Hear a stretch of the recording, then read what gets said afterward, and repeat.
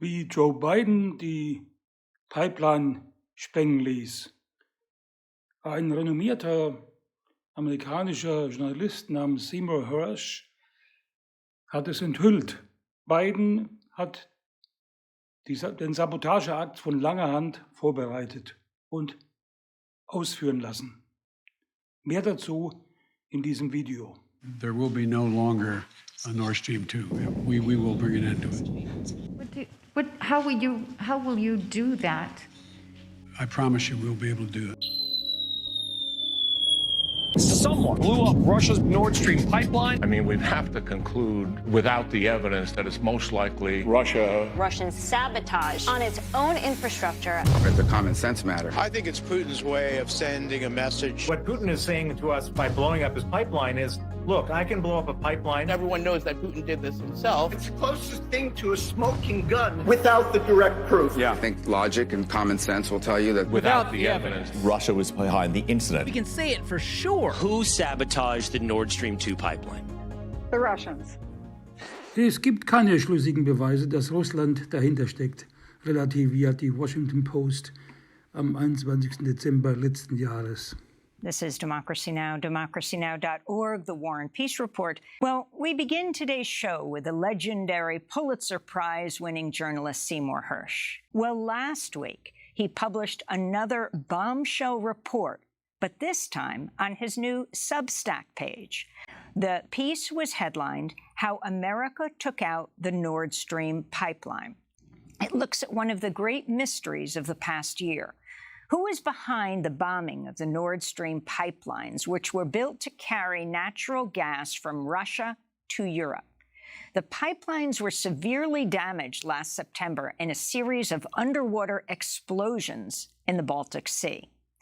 In his new piece, Cy Hersh cites an unnamed source who says the sabotage was carried out by the U.S. Navy, which planted remotely triggered explosives during NATO exercises last September.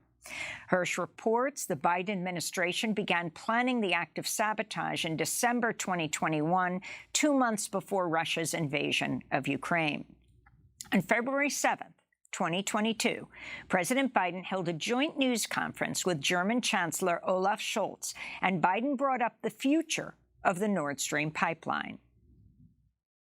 Invades.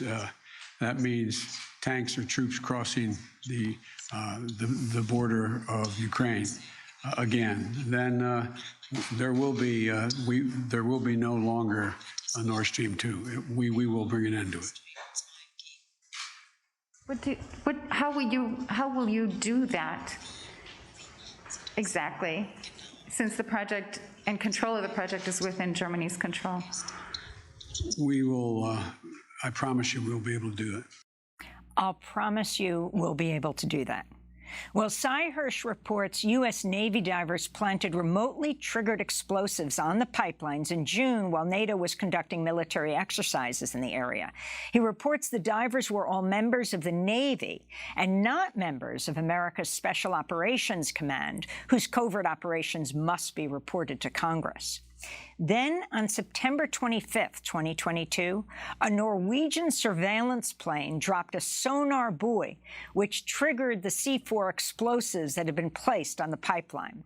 Soon after the explosion, the United States strongly suggested Russia was behind blowing up its own pipeline. This is National Security Advisor Jake Sullivan responding to a question at a White House press briefing. In his speech this morning, the president called the Nord Stream pipeline attacks, quote, a deliberate act of sabotage. And he said now the Russians are pumping out misinformation and lies about it. Should we take that to mean that the U.S. now believes that Russia was likely responsible for this act of sabotage? Well, first, Russia has done what it frequently does when it is responsible for something, which is make accusations that it was really someone else who did it. We've seen this repeatedly over time.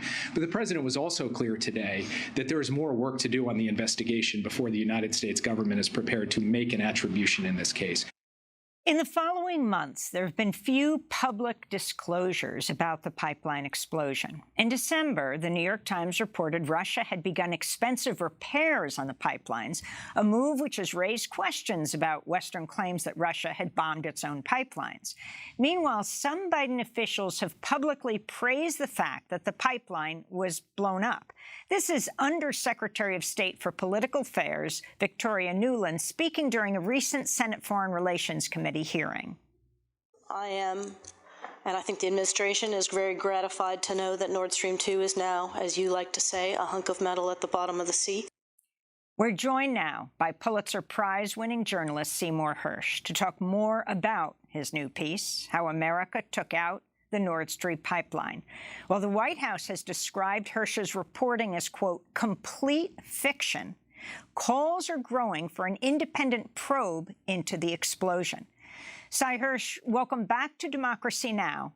If you can flesh out what it is you found in your report and what first tipped you off, albeit there were a lot of public comments, including the Polish government right after the bombing saying, "Thank you, America." Lay it out for us, Sy. Well, first of all, I think the reporting really can be described as a friend of mine did. What I did was really deconstruct the obvious. I mean, here's what Biden did, and this is what I think the ultimate point of the story, and why so many people, even the intelligence community, are very troubled by it. He said, I'm in a big war with Ukraine. It's not looking good. I want to be sure I get German and West European support, and I know winter's coming, and if it's going to be bad, I don't want the Germans to say we got to check out because we're getting massacred. We'll be massacred with no cheap fuel, and our economy will go bonkers. We're going to check out and we're going to open up the gas line, which they could do. So he took away that option.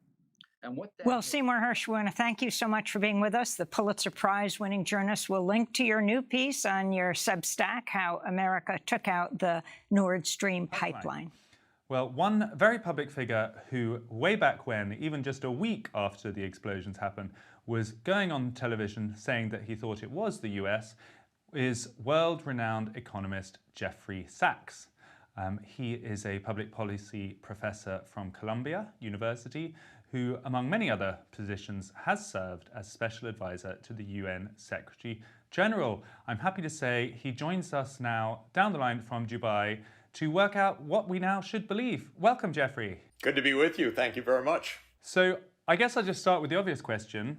Why, so soon after this happened, the sabotage, were you so convinced that it was the US that was responsible? Frankly, it's been obvious from the start. This was not an easy operation to carry out. It's the kind of operation that the CIA and other covert parts of the US government do carry out rather routinely, by the way. They blow up lots of infrastructure over time, try to keep it hidden. But it was hard to keep this one hidden because the United States was basically the only country with the motive, the means, and rather remarkably, having announced beforehand that the intention was to end Nord Stream if Russia invaded Ukraine. So this was pre-announced quite vividly. Then, of course, there was lots of circumstantial evidence, but there was very little doubt then. Seymour Hersh, as has been true throughout his career, has added some important details by getting some insiders to talk to him about this. But frankly, it was not hard to figure this out from the very start. It's time for negotiations. Thank you. That was Professor Jeffrey Sachs, a long-standing critic of US foreign policy, defending his view that it was the CIA that blew up the Nord Stream 2 pipeline.